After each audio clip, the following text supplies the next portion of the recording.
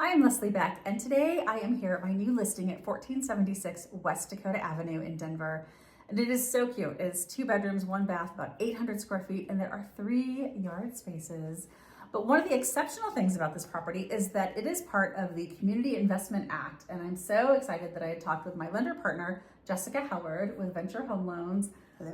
Because she shared this incredible information with me. So Jessica, please tell us about this act and how it can help a buyer get right into a home.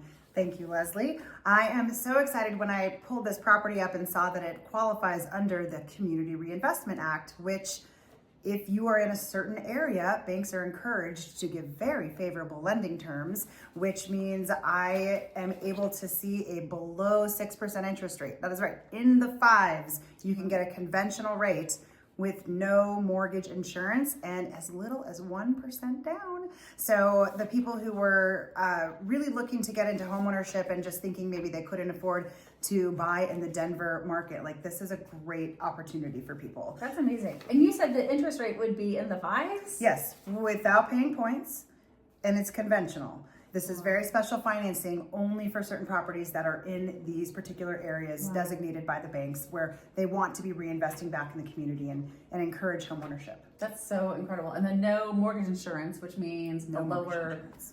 mortgage payment also compared to someone else in another neighborhood or another district. Definitely, especially with putting very little down. And so in this particular home, you're looking at that below 6% interest rate, about $2,300 per month all in. Wow. Mm-hmm. Okay, so $2,300 a month all in, no HOAs here, which are amazing because you're 3 yard spaces. You can start your path to home ownership and building wealth, because what do you project this appreciating over the years?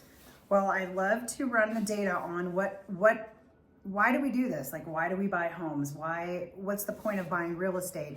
And we run the math on appreciation over the next 9 years on this home. Forecasted appreciation puts you at a gain of about, when you take everything into consideration. So keep in mind, you're paying your loan down over time. The home is appreciating higher in value. Now you're looking at a gain of about $273,000 additional over your home value. So I think that's just such a great opportunity. It is such a great opportunity. This home is listed at $364,000.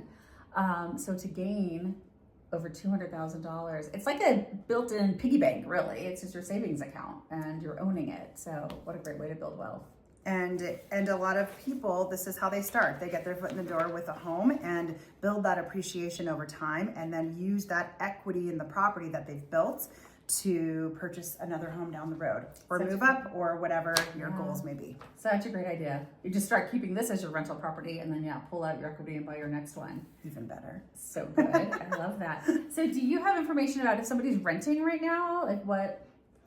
Yes, so I did again, a buy versus rent comparison, and that's where we came up with that, you're basically, you're not that far off in dollars out of your bank account over the next several years. But here's the difference is when you buy a home, you are fixing your costs for the most part. Rent likely will go up at least a little bit over time as the years go by. So when you can get in at a fixed interest rate and fix your monthly housing cost, that's where you start to realize that appreciation and that equity that you're building in the property. Yeah. So. And the great part is that there are 2 bedrooms here and 2 parking spaces. So you could have a roommate who would help offset that mortgage cost.